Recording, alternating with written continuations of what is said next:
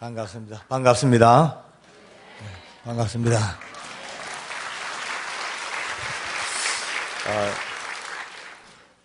수많은 눈동자 뒤에 있는 걸 생각해 영 기분이 좀 이상합니다. 마침 제 앞에 저도 화면 보니까 좀 괜찮네요. 아멘 하신 분은 큰 복을 받으십시오. 그까지 더 크게 안 했더요. 지금 저도 1, 2, 3부 정신없이 달려오면서 저도 이제 기대가 됩니다. 과연 이번에는 또 어떤 은혜들을 서로 받으실까? 지금 아까 말씀대로 1부, 2부, 3부 계속 오신 분들하고 자고 인사하겠습니다. 또 뵙겠습니다. 새로 오신 분들하고 인사합니다. 처음 뵙겠습니다. 이제 또 2부 끝나고 나면 12시 반에 또 있죠. 2시 반 맞죠? 예. 계속해서 열린 예배도 또 만나서 은혜 나눴으면 참 좋겠습니다. 그리고 오늘 밤은 이제 마지막 밤입니다. 실제로 지금까지 모든 이 순서들은 오늘 저녁 집회를 초점을 맞추어서 계속 달려온 그렇기 때문에 마지막 밤에 안 오면은요, 말짱 할 겁니다.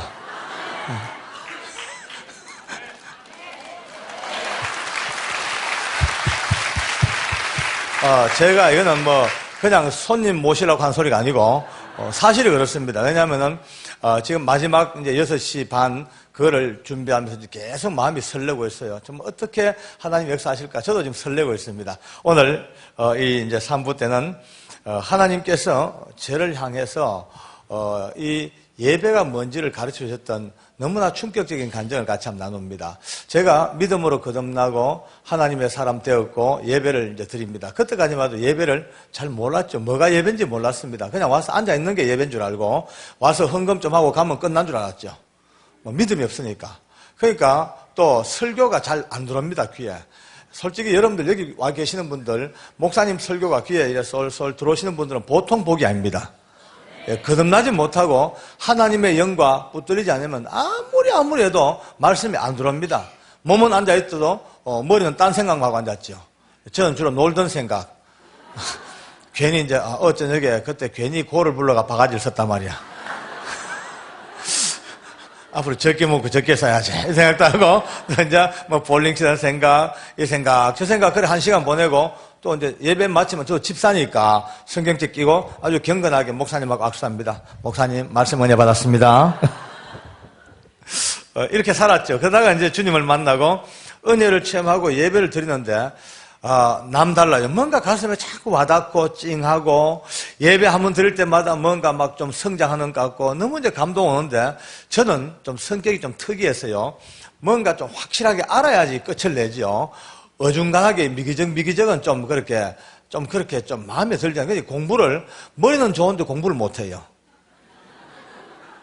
왜냐면은 공부는 시험을 잘 쳐야 되는데 이래 시험 문제 공부하다가 하나 모르는 게 걸리면 대충 하다가 안 되면 통과해버리고 다음 넘어가야 되는데 저는 이게 안 됩니다.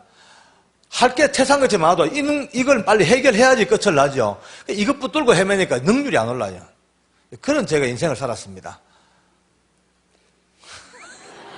그런데 그러다 보니까 이제 예배를 딱 드리면서도 이제 성경 읽다가 보니까 늘 오늘 본문처럼 신령과 진정 많이 듣죠. 또 장로님들 기도하실 때도 하나님 오늘 예배가 신령과 진정으로 드려지게 하여 주옵소서 늘 듣죠. 들을 때마다 내 마음속에 야 진짜 신령한 예배가 어떤 예배일까? 진정한 예배에 그 깊은 은혜 속에 한번 들어갔으면 좋겠다. 늘 이게 제 마음에 이제 갈급하는데 아무리 해도 예배를 드리고 오면서도 은혜는 받았다 싶은데도 뭔가 제 마음에 확실하게 와닿는 어떤 뭔가 없습니다. 그러니까 이것 때문에 늘 고민하지요. 제가 이제 좀 저보다 좀 뛰어나신 분들, 좀 훌륭한 믿음의 선배들 만날 때마다 묻는 게 그겁니다. 목사님, 장로님, 신령한 예배, 진정한 예배, 진정한 모델이 어떤 겁니까? 어떤 모델? 그걸 좀 한번 보고 싶어요. 나도 그 속에 들어가서 평생을 두고 이탈되지 아니하고 그 모델 속에 살고 싶은 내 욕심이죠. 그런데 많은 분들이 신령에 대해서 또 진정에 대해서 단어적으로 설명해 주시고 역사적으로 참 많은 이야기를 해 주십니다만은 그게 제 마음에 참고는 되어도 확실하게 이거다라고 줄이 안 잡혀요. 그렇게 1년, 2년, 3년 참 갈급한 인생을 살았죠. 그러다가 제가 이제 89년도에 드디어 교감으로 승진합니다. 이 교감은 이제 학교 선생님은 교장 교감이 아니고 우리 교도소 계급이 교감이라고 했습니다. 이제 교도보, 교도, 교사, 교의보, 교위, 교감. 그러니까 저도 제법 높이 올라갔죠, 그죠? 전혀 존경의 눈빛이 없어요. 이제 이 교감쯤 되면 무궁화가 3개가 됩니다. 경찰로 말하면 경정급쯤 되죠, 이제. 제법 우리 교도소에서 행세할 만한 계급이 됐어요. 근데 승진하자마자 이제 자리를 옮겨야 되니까 저희 아내가 저보고 그래 얘기합니다. 소영이 아빠 승진했다고 또 좋은 데 가려고 할 게 아니고 청송에 빚을 많이 졌으니까 제일 근무하기 어려운 청송교도소에 가서 한 번 더 봉사하고 가는 게 어떻겠어요? 그래 무섭디다. 전 또 원래 아내 말을 참 잘 듣거든요. 그러니까 뭐 집사람 하자면 그냥 합니다. 죽을 각오하고 하는 거죠. 그 이제 또 내가 한번 생각해 맞아요. 그 말 맞다 싶어서 당신 참 잘 생각했다. 그러고 청송교도소로 봤습니다. 제가 이제 청송교도소로 간 이유는 실제로 대한민국의 교도소가 46개인데 제일 힘들고 어려운 데가 그곳입니다. 거기는요, 도대체 복음이라고는 뭐 상상도 못하고 인간의 정감도 거의 못 느끼는 일종의 이제 미국으로 말하면 싱싱감옥 같은 그 정도 아주 무서운 생퀸틴인가요? 아주 무서운 감옥이 있죠. 생퀸틴 그 정도입니다. 갈 때만 해도 제 마음에는 자신이 있었습니다. 옷 좀 벗겠습니다. 네, 죄송합니다. 이제 그게 갈 때까지만 해도 내 마음에는 그래 아무리 힘들고 어렵다 하더라도 지금까지 나와 함께 하신 주님을 내가 아니까 성령님이 함께 하시면 못할 게 없다. 그래서 갔죠. 가는데 가보니까 내 꿈이었고 너무 어려웠어요. 보니까 어디서부터 누구에게 어떻게 복음을 전할지 관계가 안 됩니다. 다들 얼굴이 굳어졌고요. 교도관들도 웃는 사람이 없습니다. 전부 다 탁 인상 쓰고 또 특이한 거는 제가 알잖아요. 좁은 바닥이니까 저 사람은 어느 교회 집사님, 저 사람은 장로님, 저 사람은 어느 교회 뭐 전도사님 다 알아요. 우리끼리. 근데 이 양반들이 국기에 돌아가지고 전혀 예수 믿는 표를 안 냅니다. 전혀 안 내요. 저도 그건 알긴 알아요. 왜냐하면 이 죄수들이 얼마나 간악하고 사악한지 딱 보고 있다가 좀 만만하다 싶은 교도관에 덤벼들죠. 좀 버겁다, 힘세다, 절대 근처 안 옵니다. 그러니까 이제 기질이 보드랍고 착하고 예수 믿는 교도관들은 이 죄수들이 밥이에요. 거기 덤벼들어가 온갖 애를 다 먹이잖아요. 그러면 그러다가 견디다 못해 성질 팍 내면 오히려 덤벼듭니다. 왜 예수 믿는 사람이 성질 내냐고. 기독교인이 사랑도 없이 그게 뭐냐고 하나님을 욕하니까 아예 믿는 표를 안 내. 전 답답하죠. 도대체가 이 넓은 청송교도소에 그 척박한 땅에 저 혼자 할 수 있는 일이 아니고 적어도 팀 사역을 해야 되는데 믿는 사람을 불러 모아야 되는데 불러 모을 방법이 없어요. 그러다가 제가 머릿속에 생각한 게 좋은 방법이 있다. 어딘가 숨겨져 있는 기독교인이 있을 것이다. 라고 마음먹고 이제 일찍 밥 먹고 식당에 가가지고 딱 이제 앉아가지고 밥 먹고 이제 기도하는 인간만 찾습니다. 여러분 밥상 놓고 기도하는 예수 믿는 사람이잖아요. 거기서 천태만상을 봤습니다. 여러분들요. 밥상 앞에 놓고 간절하게 신앙 고백적인 이런 기도하는 사람이 별로 없어요. 창피하니까 안 해. 그래도 집사 장로니까 양심이 있어가 하긴 하는데 어떻게 하는지 압니까? 밥을 타서 들고 오면서 기도합니다. 잠시 끌어면 또 양심 있는 인간들은 밥 타놓고 뭘 생각하는 체 하면서 이래가지고 그러니까 이게 어떤 믿음의 근본 용기랄까 어떤 외형적으로 드러나는 표가 없습니다. 도저히 이제 사람들을 못 모으다. 그러다가 제가 본 게 참 재밌는 걸 봤어요. 청송교도소에 그 당시 죄수가 약 한 3,000명 되는데요. 3,000명 죄수 중에 대장이 있어요. 대장. 죄수 대장. 어디 가도 이제 우두머리가 있죠. 자기들끼리 형성된 그 이제 계층 속에서 최고 대장이 청송교도소 독방에 떡 앉아가지고 얼마나 파워가 센지요. 전체 3,000명 죄수들의 정서를 좌우로 가지고 놉니다. 어마어마한 파워입니다. 누군지 조금 짐작 가실 거예요. 아마 대도조생이라고 아시죠? 예, 아시죠? 한국의 유명한 도둑입니다. 아마 일찜의 다음에 큰 도둑입니다. 막 고관 대작의 집만 털고, 신출 귀몰하고요. 탈출의 명수가 자간, 그 당시에 모든 범죄 세계의 최고 우상이었습니다. 이제 그 사람이 한때 나와서 그렇게 열심히 복음사에 가다가 4년 전에 일본 건너갔다가 그것도 일본 내 복음 전하러 갔다가 도둑질 해가지고 또 붙잡혀가지고 3년 6개월 징역 살고 들어와가지고 얼마 전에 또 붙잡혔습니다. 조세영 씨 처리되고 난 뒤에 많은 분들 마음이 아프고 예수 믿는 사람들 마음도 허전하고요. 배신감도 있고 참 많은 할 말 많지요. 제가요 재밌는 얘기 해드릴게요. 그 당시에 조세영 씨가 일본 건너가서 사고 쳐서 뉴스 나오자마자 울산에 있는 제 잘 아는 장로님이 전화가 제게 왔습니다. 흥분해가지고요. 박 장로님 이럴 수가 있냐고 막 화를 냅니다. 제가 왜요? 이러니까 아니 조세영이가 어쩌자고 저런 짓을 해가지고 이렇게 우리 마음을 아프게 만드냐고 막 화를 냅니다. 그래서 제가 그랬어요. 장로님 누구보다 제 마음이 제일 아프구만요. 조세영은 제 태신자고 또 저하고 믿음의 파트너였는데 막상 저 꼴을 보니까 내 마음이 제일 아픕니다. 제가 그랬어요. 그러니까 그 장로님 말씀이 조세영이가 일본 가기 직전에 자기들 교회 와서 부흥회를 하고 갔대요. 부흥회는데 얼마나 은혜를 받았는지 온 교회가 눈물로 은혜를 받았대. 근데 막상 저 꼬라지 보니까 너무 배신감이 잘 아파가지고 자기들 교우들 갖고는 간정 테이프 다 못하가 불사질러 부렸대. 그래서 그 얘기 듣고 내가 그랬어요. 장로님, 그 불사지는 건 좀 심했네요. 그러니까 왜 어렵대다. 제가 그랬죠. 뭐 조세희가 비록 나쁜 짓 하긴 했습니다만은 따지고 보면 별건 아닙니다. 평생 하는 도둑질 한 번도 했는데 뭐 그걸로 불사지르고 그럽니까? 그런 논리 같으면 장로님이나 남들 살아있겠습니까? 우리도 하나님 앞에 구원받고 난 뒤에 얼마나 크고 많은 죄를 짓고 살면서 끊임없이 용서받는데 뭐 조세에 도둑질 됐다고 불사지로 그래요. 뭐 물론 잘못했죠. 안 해야 되죠. 그러나 어쩌겠어요. 기왕 했는 거. 기왕 했는 거 혹시 압니까? 하나님께서 조세영을 좀 더 나은 인간으로 만드시려고 한국에서 안 되니까 일본까지 유학을 보내가지고 어찌 압니까? 그랬더니 그 장로님 막 웃다가 말 된다 야 이럽니다. 따라합시다. 말 된다. 말 됩니다. 우리가 예수 믿고 살면서 자신도 모르게 자기 함정에 빠집니다. 왜냐하면은 큰 죄 안 짓고 그나마 사회에서 제법 일하고 살다 보니까 우리 스스로가 제법 괜찮은 죄인으로 착각을 합니다. 좀 그래도 고상한 죄인, 좀 배운 죄인, 좀 그래도 학위나 좀 몇 개 가지고 있고 그나마 집 한 개나 마련했고 미국까지 와가지고 정착해 사는 제법 그래도 괜찮은 죄인이라고 착각한단 말이에요. 실제로. 참 얼마나 오늘 이제 저녁에 오늘 밤에 여러분과 제가 얼마나 무시한 사형수라는 걸 한번 들을 겁니다만은 어쨌든 간에 제가 그랬어요. 이 차 운전하다가도 그렇죠. 틈만 나면 막 끼어듭니다. 한국 차 운전 무섭습니다. 요만한 틈만 나면 끼어들죠. 살인운전, 살인운전. 그런데요, 남이 막 끼어들면 전부 난폭 운전이고 지가 끼어들면 차선 변경이요.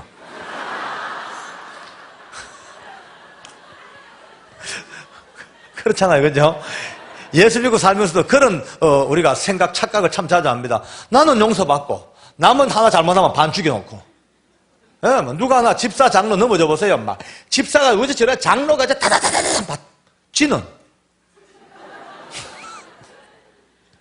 물론 뭐 조세희가 잘했다는 건 아닙니다. 비록 잘못했죠. 그러나 그가 비록 허물어지고 넘어지고 잘못했지만 오늘 그를 보고 욕하고 비난할 게 아니고 그를 보면서 우리를 봐야 됩니다.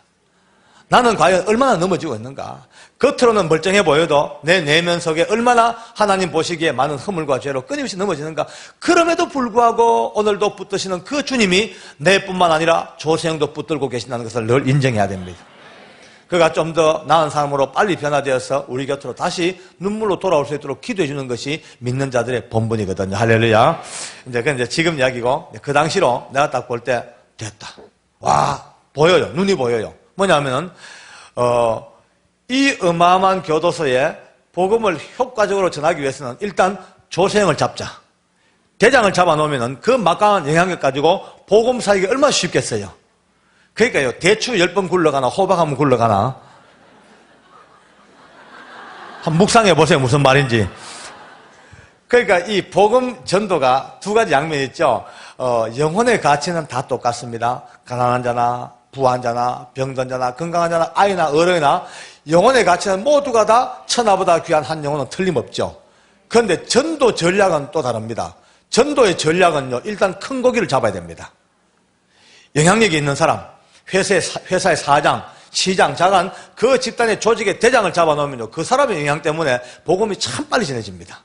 예, 예. 그런데 제가 조세영을 잡으러 갔죠. 내 마음으로 넌 이제 드디어 조세영, 너는 이제 내 손에 걸렸다 싶어가지고 딱 갔는데 그를 처음 만난 날 지금도 기억이 생생합니다. 머리가 저보다도 이 정도 큽니다. 예, 키가 얼마나 큰지 제가 쳐다봐야 돼요. 몸도 딱 벌어졌는데 얼굴도 아주 우락부락한데 자세히 보니까 아주 도둑놈답게 정도는 잘 돼 있습니다. 진짜 카리스마가 보통이 아닙니다. 둘이 마주 앉아서 제가 내 마음대로 마음에 정리했던 내 가장 인생에 중요한 엑기스를 뽑아가지고 한 30분 동안 쭉 간증을 하고 복음을 딱 제시했어요. 예수 믿자고. 그러니까 이 친구가 다 듣고 있다가 저보고 이름 묻습니다. 저 교감님 다 하셨습니까? 좀 심상찮더라고요. 그래서 했지 하니까 그러면 여쭤봐도 될까요? 물어요. 물어보라고. 그러니까 이렇게 물어요. 혹시 교감님 성경에 대해서 뭐 좀 아시는지요? 요 지요가 굉장히 기분 나쁘게 들려요. 아시는지요? 이래 물어. 그 내가 안다 그랬죠. 안다니까 아는데 말해보래. 또 막상 또 말하려고 왜 할 게 없었대다. 뭐 내가 뭐 박사가 뭐 교수가 그래서 하다가 성경은 하나님의 성령님의 감동으로 쓰여졌고 신구약으로 나누어져 있으며 도합 66권이요 그랬어요. 그러니까 막 웃다가 저보고 하는 말이 아니 그런 기초적이고 초보적인 이야기 말고 성경이 어떻게 고대로부터 형성되어져서 편찬되어져 왔으며 편찬되고 형성된 성경이 어떤 경로로 번역되어지고 필사되어져 왔는지 성경의 형성사와 번역사에 대해서 역사적으로 말해버려요. 숨이 확 막힙니다. 난 머리 털라고 처음 들었어요. 저 머리 털라고 처음 듣는 이야기요. 내가 뭘 알아. 청송 꼴짝에서 거듭난 지 얼마 안 돼가지고 그저 주여 하고 성경 읽는 게 전부 다 안 돼. 갑자기 뭐 형성하면 듣도 보도 못한 소리. 할 말이 없죠 뭐. 한참 저를 보고 있다가 제가 대답을 못하니까 그때부터 저를 데리고 앉아가 가르치기 시작합니다.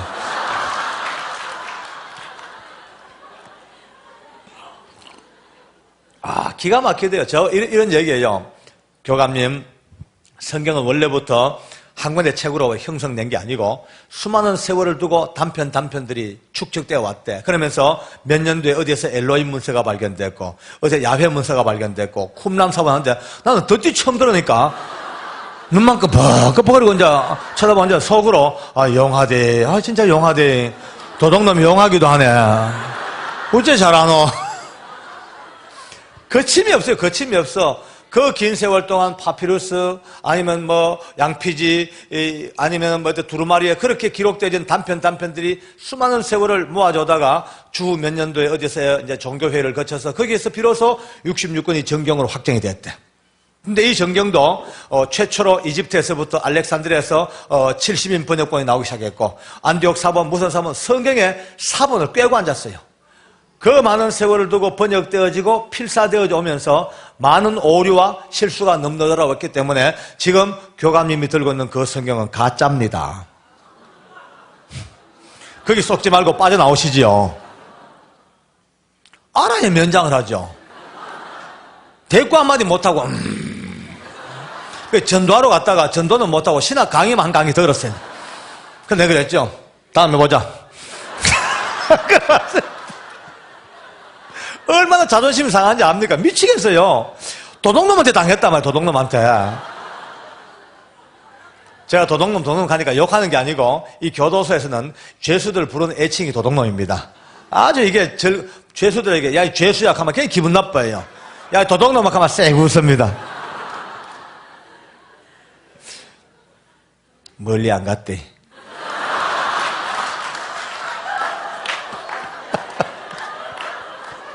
갑자기 그 생각이 나네요. 멀리 안 갔습니다. 그래서 사무실에 와 있으니까 화가 나서 견딜 수가 없어요. 그래서 좋은 생각이 나요. 얼른 이제 종이를 꺼내가지고 거기 했는 말들을 다 적어봤죠. 이제 빡빡하게 엘로힘 문서, 쿰란 사본, 야훼 문서 한 20대까지 빡빡하게 적어들고 그걸 들고 우리 교회 이제 목사님한테 갔습니다. 그것도 우리 목사님이 지금은 이제 은퇴하셨는데 그 당시에 70이 가까우신 아주 연세가 높은 이제 어르신데 우리 아버님 같은 분이에요. 그 이제 목사님 이거 좀 가르쳐 주세요. 내놨어요. 목사님 이걸 받아 드셨습니다. 오늘 목사님 흉내 한번 내볼게요.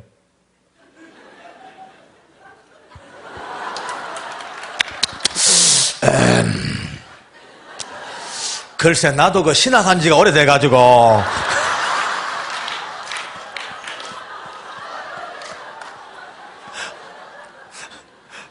얼마나 난처하게 여기다가 이제 방에 들어가시더만은 조그만한 책을 상하권 2권을 가져오셨어요. 이거 아마 비싼 책 같다고 가져와 보래요. 집에 와서 읽어보니까 그 책 속에 조생이 했는 말이 소복하게 다 들었습니다. 아마 신학교에서 배운 어떤 과목의 책을 하나 보고 놀린 것 같아요. 제가 그 책 2권 손에 넣었으니까 얼마나 신났겠습니까? 무려 3주일 동안 이를 악물고 달달달달 외웠습니다. 아예 막 연도까지 달달달 외웠죠. 내 마음은 오직 하나, 불타는 복수심밖에 없어요. 한 번 더 붙자. 리턴 매치 하자.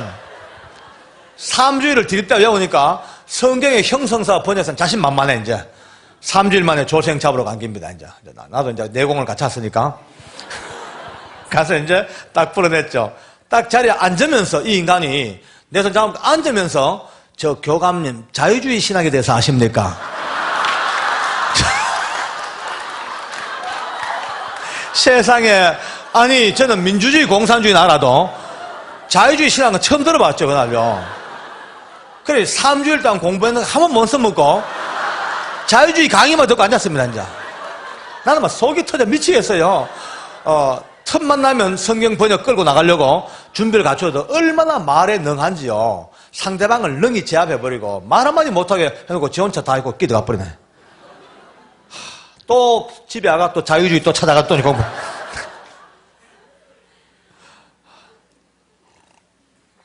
이 짓을 넉 달 합니다, 넉 달.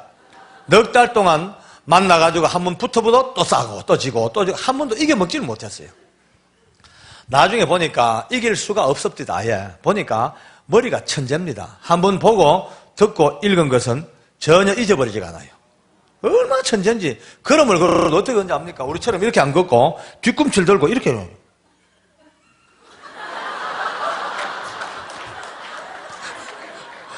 참 희한하죠? 왜 그래 걷냐니까 자기는 초등학교 3학년에 학력에 전부라 배운 게 없대.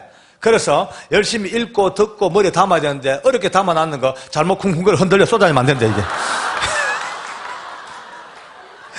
이 하드디스크를 보존하기 위해서 좀 특이한 인생이라, 뭐 기왕 말랐으니까 한마디만 더 합시다. 이 사람이 전과가, 신령 전과가 6범, 입건 전과가 10범입니다. 그러니까 16범이에요. 16범 전과인데 전부 다 절도밖에 없습니다. 강도를 했다거나 사람을 해친 적이 없어요. 이게 특이한 인간입니다. 왜냐하면 절도를 몇 번 하면요 필히 강도하게 돼 있어요. 남의 집에 물건 훔치러 들어갔다가 주인에게 들켰죠. 그러면 말없이 도망 나오면 절도인데 말 한마디라도 꼼짝 마라 이러면 강도로 바뀌어버려요. 굳이 뭐 칼 안 들고 사람 안 때려도 말로만이라도 꼼짝 마 하면 강도로 바뀌어버려요. 강도로 되는 순간 죄가 보통 5배 정도 많습니다, 징역이. 예, 꼭 참고하셔가지고.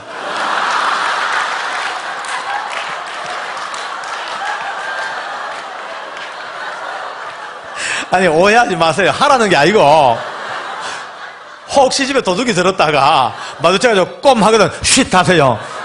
너 꼼짝 마라 하면 너 강도된다. 그냥 절도로 돌려보내라 하는 이야기지, 하락하는 게 아니고.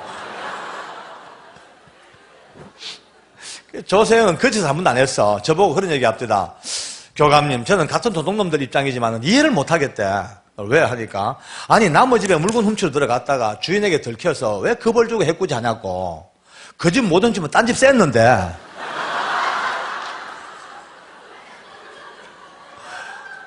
자기는 주인한테 들키면 인사부터 하는데, 아이고 놀라게 들어서 죄송해요. 그러면 절대로 해치지 않을 테니까 걱정하지 마세요. 안심시켜 놔버려요.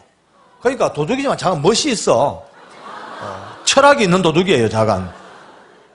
근데 그건 자기 입장이고, 저는 그 인간만 생각하면 열받잖아요. 이걸 하다가 넉 달 동안 그걸 헤매다가 하루는요, 교회에서 새벽에 기도를 합니다. 기도하는데 갑자기 제 마음에 툭 치듯이,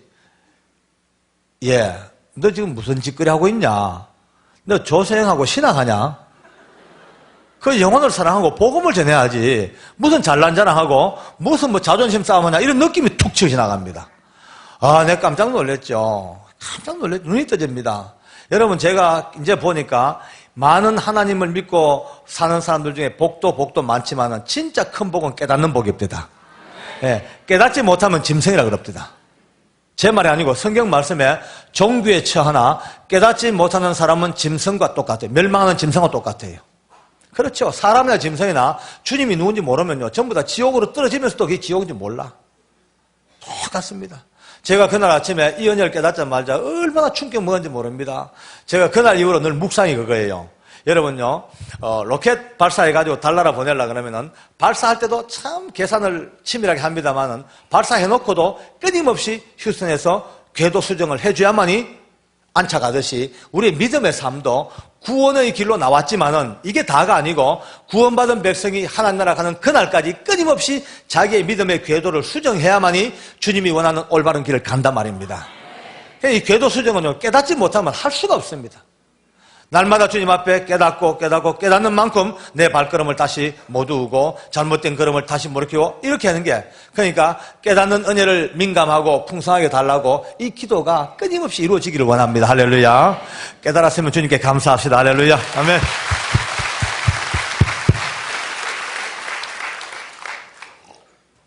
그날 드디어 아침에 이제 출근하면서 제 마음에 결심을 했어요. 출근하자마자 불러냈죠. 이제 그랬어요. 조 형제, 할 말이 있다. 네, 졌다. 이제 안 싸울 기다, 당신하고. 내가 뭐로 보나 못 이길 거 이제 알았다. 머리도 안 좋고, 독서량도 부족하고, 논리도 부족하고, 뭐로 보나 당신을 이길 수가 없겠다. 졌다, 항복. 절대 이제 이런 문제가 싸우지 말자, 항복. 그런데 다 졌는데, 딱 하나 내가 당신보다 더 잘하는 거 한 게 있다. 그건 뭐냐 하면은, 하나님이 살아계신데. 예? 하나님 살아계시는 거 이거 하나만큼은 내가 당신보다 몇백 배, 몇천 배 더 잘한다. 하나님 살아계신다고 고함을 지르니까요. 넉 달 동안 스트레스 다 풀립니다. 말끔하게 다 풀려버렸어요. 그러고 이제 손잡고 기도를 했죠. 기도했죠. 이제 오려고 하나님 사랑하는 형제의 마음속에도 은혜를 달라고 기도하는데 갑자기 이 인간이 웁니다. 꿀ጭ룩 웁니다. 깜짝 놀랐죠. 여러분요, 대도가 운다는 건요, 이거는요 아마 드문 일이죠. 머리에 389경 리볼버 권총 맞고 체포됐어요. 총탄을 맞고도 눈도 하나 안 깜빡했던 독조입니다. 그가 지금 웁니다. 제가 얼마나 놀랬겠어요. 제 속에 내 기도에 감동 묻다 싶어가지고 좀 더 기도를 감동적으로 아버지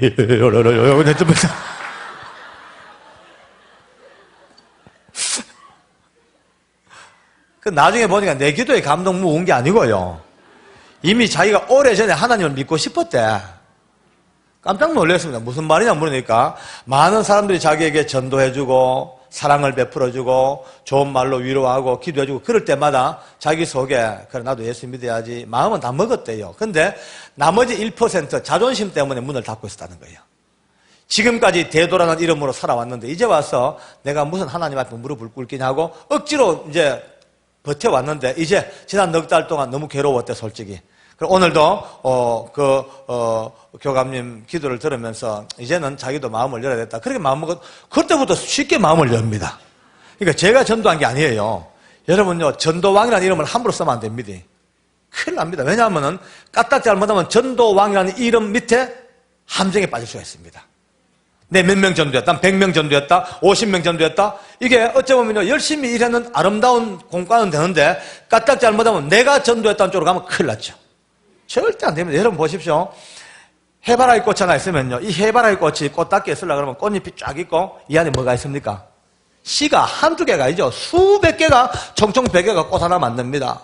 우리가 한 영혼을 구원의 길로 교회로 인도해서 등록을 시켰다. 그러면 하기 쉬운 말로는 내가 저 사람 전도했다가 되죠. 그거는 껍데기 이야기고 그 내면을 들다 보면 이 한 영혼을 하나님 앞에 데려오기까지 나도 몰랐던 그 긴 세월 동안 얼마나 많은 사람을 주님이 동원하셔서 끊임없이 이 사람 속에 심령 속에 사랑과 관심과 기도와 많은 것들을 박아마다 해바라기 씨앗처럼 꽉 박아놓고 마지막 남은 씨앗 하나 교회로 인도하는 씨앗을 내게 맡긴 축복입니다.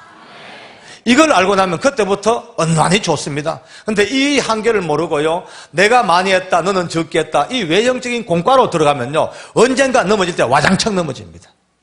남들보다 더 많은 헌금을 하신 분들요, 잘 들으셔야 됩니다. 상대적으로 남들은 10,000불 할 때는 1,000,000불 했어. 그럼 어마어마하게 많이 했죠. 그런데 이게 자기 입장으로 놓고 보면요, 자기의 삶 속에 주어진 그 어마어마한 해바라기 씨앗의 그 엄청난 축복 속에 겨우 씨앗 하나가 1,000,000불인 거라.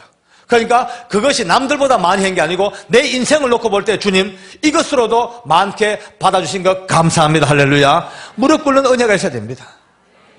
여기에서 겸손이 나오는 거죠. 이게 안 되면요, 이 정리가 안 되면 끊임없이 교회에서 봉사하고 충성하고 앞장서 일하면서도 언젠가는 한번 휘청하면은요, 그것 때문에 내 근거 때문에 넘어져나. 그러나 해바라기 꽃을 바로 알고 나면은 영원히 넘어질 일이 없습니다. 할렐루야. 다시 한번 깨닫게 하신 하나님께 감사합시다. 아멘.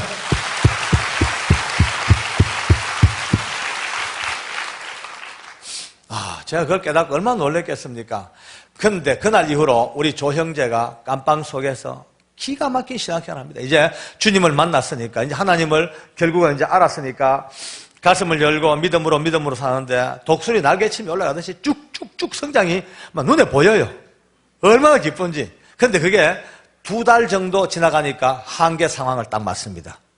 딱 한계점에 도달하고 그때부터 내리막길이에요. 갈급하고 메말라 하고 막 그냥 괴로워 견딜 수 못해요. 왜냐하면 그럴 수밖에. 왜냐하면은 혼자니까 누구하고도 성도의 교통이 안 됩니다. 성령의 교통이 없습니다.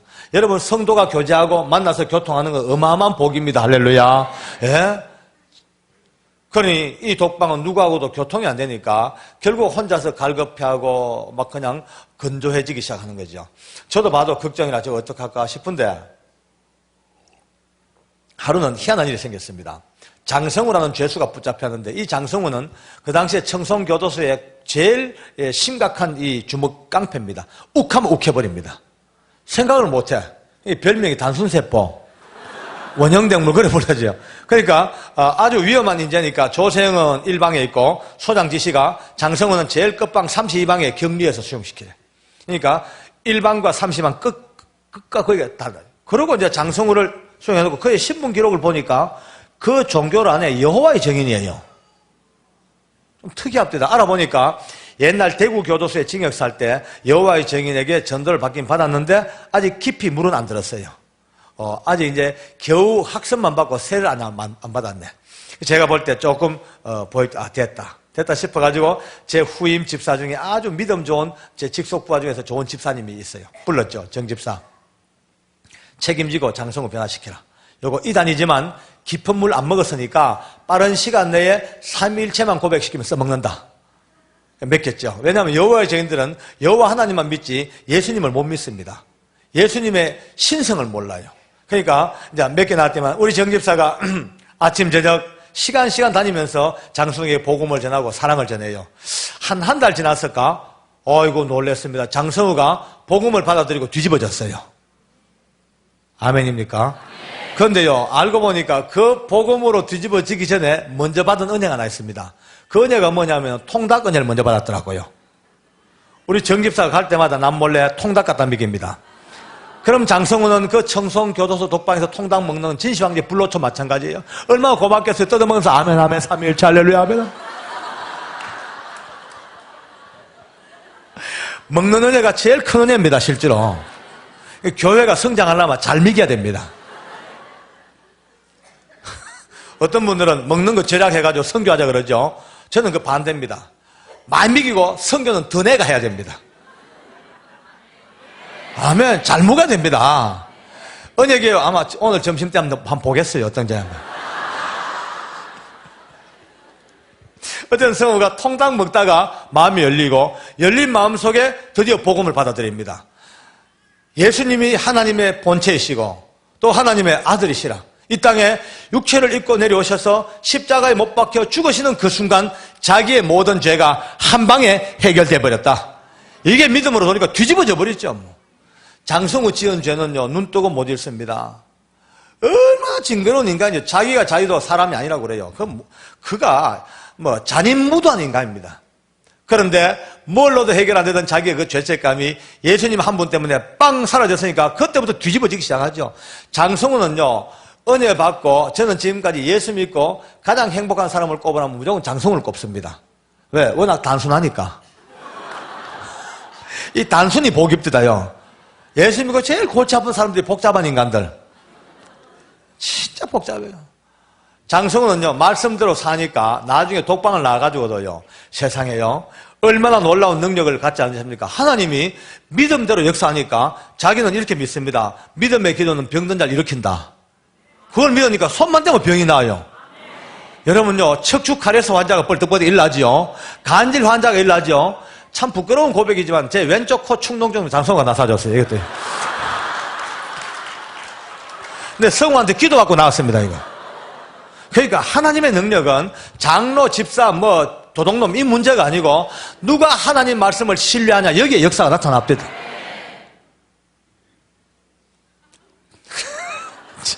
내가 너무 별소리도 한다, 그렇죠? 어쨌든 간에 여러분 보세요. 이 무서운 독방에 성도가 두 사람이 생겼어요. 1방의 조세영, 32방 장성우. 이 두 사람이 얼마나 기쁘겠습니까? 외롭고 지치고 험한 인생길 살다가 주님을 알고 나니까 여러분 그 기쁨과 소망을 다 맛본 분들 알겠습니까? 매일 울고 눈물이 간데 이 두 사람이 만나서 좀 교제를 나누고 싶고 대화하고 싶은데 안 돼요. 법 때문에 안 돼. 이 청송교도소의 독방은 법이요. 무서운 법이었습니다. 여한 경우에도 죄수와 죄수가 얼굴 보고 마주보고 대화를 못해.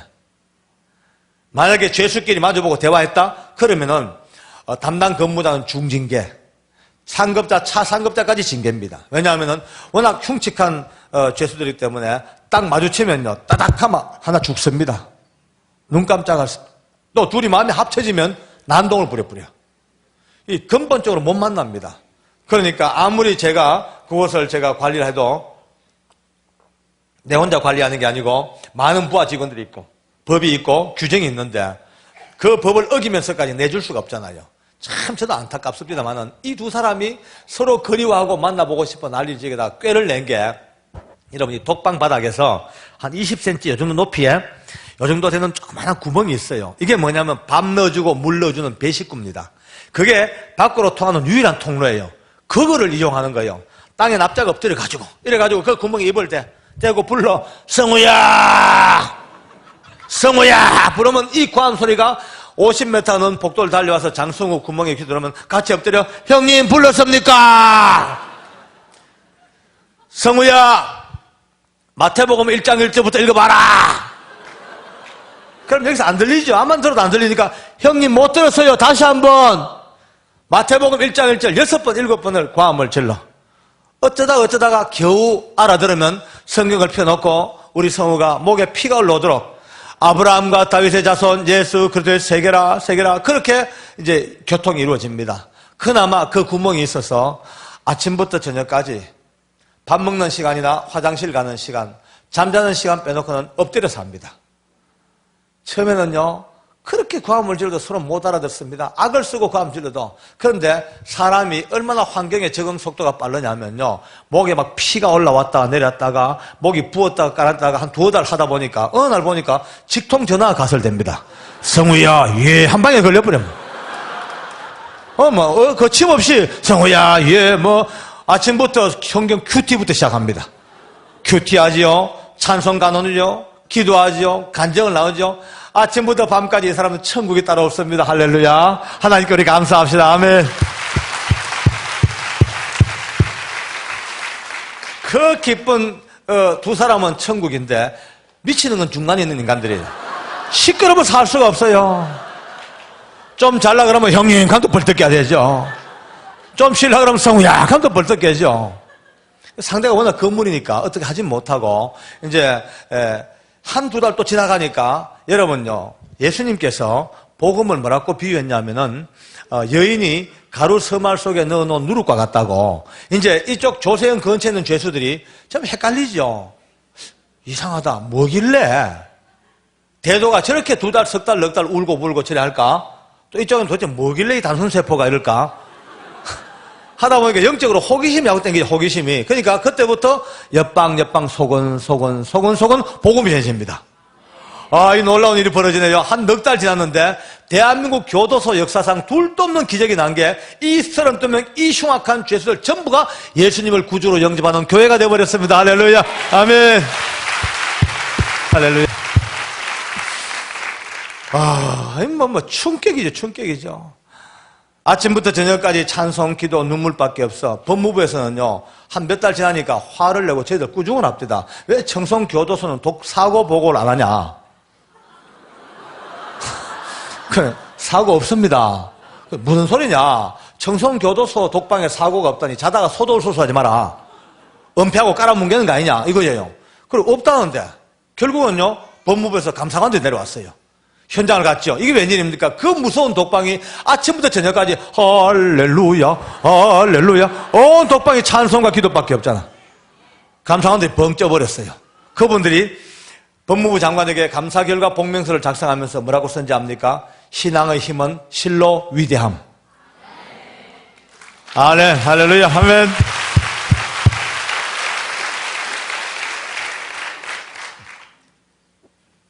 이들의 믿음이 매일처럼 여러분, 그래요. 죄가 더한 곳에 은혜가 넘쳤다고요. 일생을 두고 가장 섭지 속에 살던 이들이 주님 만나야 어떻겠습니까? 뜨거움이. 그런데 이들이 믿음이 올라가니까 저를 괴롭혀요. 제가 지나가면 불러요. 깜빵에서. 계장님 불러. 그러면, 왜 해보죠? 기도해달래. 저도 이제 무릎을 꿇고 그 구멍에 손을 넣고 기도해 줍니다. 기도하고 나면 제 손 잡고 안 나오죠. 손을 뿔건 잡고, 교감님, 예배 한번 드리게 해주세요.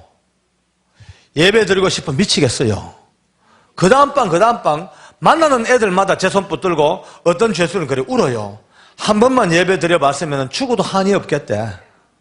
그렇죠. 저도 알지요. 그 외로운 독방에서 오랫동안 아무의 얼굴도 보지 못하고 철저하게 폐쇄되어지고 철저하게 격리된, 짐승보다 더 무섭게 격리된 이 사람들이 이제 안 그래도 인간의 그리움이 있던 차에 주님 만나고 은혜 받고 나니까 같이 모여서 정다웠게 찬송하고 이 교제를 나누고 싶은 뜨거운 마음을 제가 왜 모르겠습니까? 알지요. 그러나 법이 두 사람도 못 만나는 법이 있는데 32명을 어떻게 만납니까? 불가능이죠. 도저히 불가능이야. 마음이 늘 아픕니다. 이렇게 우리 교회 가서 교인들 볼 때마다, 믿는 사람들 만날 때마다 내 속으로는 뜨거운 눈물이 나요. 내 속으로 그러죠. 참 당신들 행복한 사람입니다. 정말 여러분들 얼마나 자유롭고 행복합니까? 마음만 먹으면 어디 가도 예배하잖아요. 마음만 먹으면 하루 종일 예배할 수 있잖아요. 그런데 지금도 독방에 우리 형제들은 예배 한번 드렸으면 죽어도 좋겠다고 울고 있단 말이죠. 얼마나 마음이 부담된지 아십니까? 그러다가 한 번은 야, 이게 잘하면 예배할 수 있겠다. 조금 가닥을 잡았어요. 그래서 이제 예배 준비를 합니다. 미리 순서지를 만들어서 다 나누어주고 설교 준비는 제가 해야 돼요. 아무도 못 들어오는 곳이니까. 제가 하려는 설교가 얼마나 어렵습니까? 그러니까 할 수 없이 지난주에 목사님 설교에는 뺏기가지고 대충 주물딱주물딱 끼면 하자가지고 이제 좀 컨닝을 좀 해가지고 이제 만들어 봐요. 그것도 참 어렵습니다. 해보니까요. 그러니까 목사님 설교는요, 무조건 은혜 받아야 됩니다. 네. 무조건 이건 어떤 사람들 은혜가 되니 안 되니 그거는 배부른 소리입니다. 진짜입니다. 하나님 말씀이 선포되는데 은혜가 되고 안 되고 자기 심령의 상태지. 자기 심령의 은혜가 되면요, 천하면 돌덩거리가 얘기해도 은혜 되게 되어 있습니다. 겨우 좀 아는 교만 때문에, 조금 배운 그것 때문에 앉아가지고 자꾸 계산되고 판단하고 재보고 가면 갈수록 우리가 더 악순환입니다. 오늘 순수하고 단순하게 은혜 받기를 바랍니다. 할렐루야. 드디어 이제 예배날 되면 제가 찬송 갔다 성경 끼고 들어가 독방에 가서 문 잠그고, 아무도 못 오게 문 잠그고 독방 이제 중앙에 딱 복도 중앙에 서서 저도 목에 피가 올라오도록 고함을 지릅니다. 지금부터 우리 독방 예배를 하나님 앞에 드리겠습니다. 악을 쓰면 32명 전부 다가 자기 깜방에서 납작 엎드려서 그 구멍에 귀를 대고 있습니다. 법이라는 것 때문에 밖에는 못 나오지만은 그래도 예배하고 싶은 그 마음 하나 때문에 전부 다 땅바닥에 엎드려서 그 구멍에 귀를 대고 밖에서 외치는 제 음성을 하나 안 놓치려고 다리에 쥐가 나도록 꿇어앉아가 듣고 있습니다. 사도신경으로 신앙을 고백합니다. 이 고백과 함께 그 귀는 전부 입으로 바뀝니다. 그 구멍에 입을 대고 목이 터져라 외칩니다. 전능하사 천지를 만드신 하나님 아버지를 내가 믿사오며 벌써 이방저방 눈물이라. 통곡이에요. 젊었던 시절, 자유로웠던 시절, 마음대로 범죄하고 인생의 가장 험한 길을 살다가 이제 인간이 가지 말아야 될 마지막 청송교도소, 거기에서 더 꼴짝 독방까지 끌려와서 마지막 벼랑 끝에서 이제 영원한 지옥으로 떨어지기 직전에 주님을 알고 이 은혜 감당치 못해서 예배하고 싶은 마음 하나 때문에 그 냄새나는 구멍에 귀와 입을 번갈아 대고 외치는 자기 모습을 자기가 봐도 기쁨도 있을 것이지만은 감격도 하겠지만 얼마나 처참하고 얼마나 비참하겠어요. 만감이 교차하죠. 이방저방 통곡입니다. 그 눈물. 비록 그날 벽과 벽은 여전히 있었습니다만은 적어도 우리의 믿음의 눈으로 볼 때 벽도 사라지고 철창도 사라지고 완벽한 하나님의 교회가 됩니다. 할렐루야. 아멘.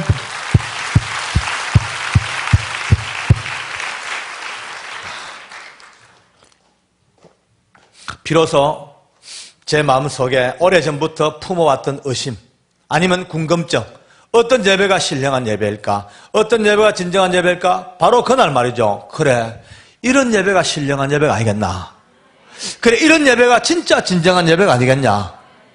예배 한번 드리고 싶어가 몸부림을 치고 말씀 한번 들었으면 죽어도 한이 없겠다는 그 처절한 마음으로 예배를 기다리다가 상황과 형편과 조건과 환경 아무 관계없이 말씀을 듣기 위해서라면 이 땅바닥에 무릎을 꿇고서라도 그 구멍에 귀를 대고서라도 말씀을 듣고야 말겠다는 이 처절하고 낮아진 마음, 이 마음 자세가 신령한 예배, 진정한 예배가 아니겠나? 영원히 잊지 못할 믿음의 사진이 제 심령에 착착 찍혀버렸습니다. 여러분, 더 놀라운 사실은 지금도 이 예배가 드려지고 있습니다. 세월은 바뀌었고 사람도 바뀌었지만은 신실한 믿음의 교도관들이 여전히 독방을 이어받아서 주일, 수요일, 금요일 공예배 때마다 어김없이 지금 청송교도소 독방에서는 그 꿇어 엎드려 드린 예배가 드려지고 있습니다. 할렐루야, 아멘.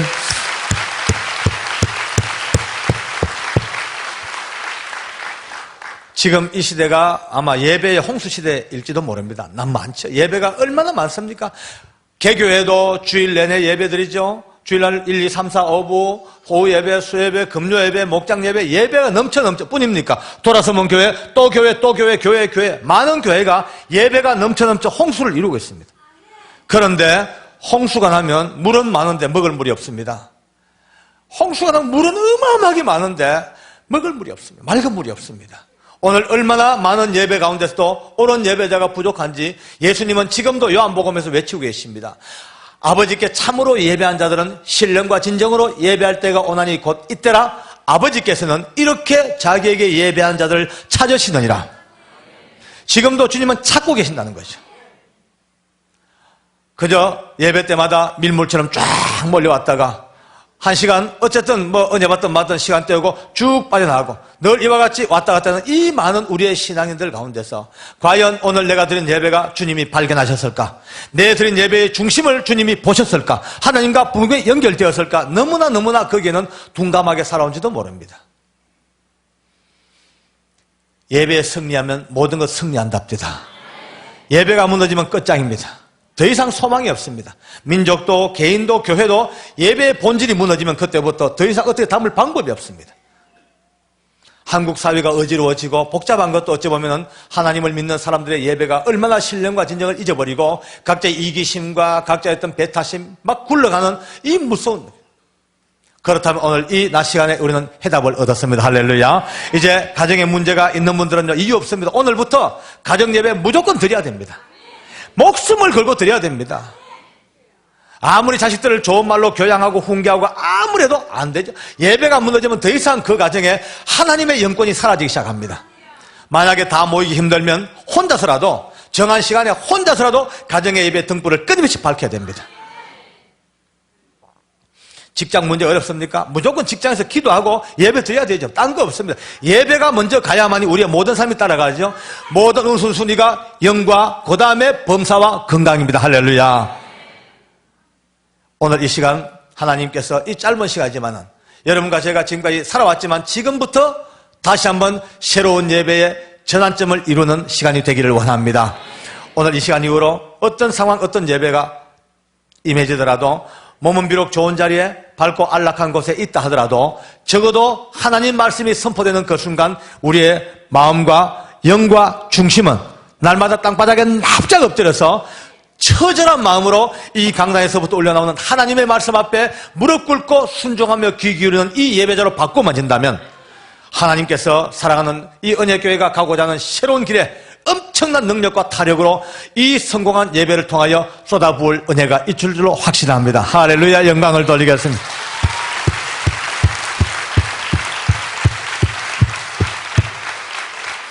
지금 이 시간도 우리 예수님께서는 온 우주를 쩌렁쩌렁 울리면서 끊임없이 외치고 계십니다. 하나님은 영이시니 예배하는 자가 신령과 진정으로 예배할지니라. 오늘 이 시간에 주의 음성을 듣는 시간 되기를 원합니다. 기도하겠습니다. 우리 하나님 너무나 감사합니다. 이 시간도 신령과 진정의 깊은 의미를 다시 한번 청송교도소 독방에서 깨달아 보았습니다. 우리가 좋은 환경과 좋은 조건과 많은 것들을 누리고 살면서도 신령과 진정의 몸부림 앞에 너무나 빈약했던 우리 모두가 저 낮은 꼴짝이, 고통의 꼴짝이, 지옥의 꼴짝이라고 불려왔던 청송 감옥에서부터 울려왔던 하나님의 음성을 듣사오니 주님, 그렇습니다. 정말 우리에게도 새 예배에 눈 뜰 수 있도록 다시 한번 우리의 은혜 베풀어 주시고 무너진 예배단이 수축되어지며 하나님 앞에 예배의 무릎이 더욱더 강건하게 세워질 수 있도록 이 시간을 마음껏 축복하여 주시옵소서. 예수님 이름으로 감사하며 기도드립니다. 아멘.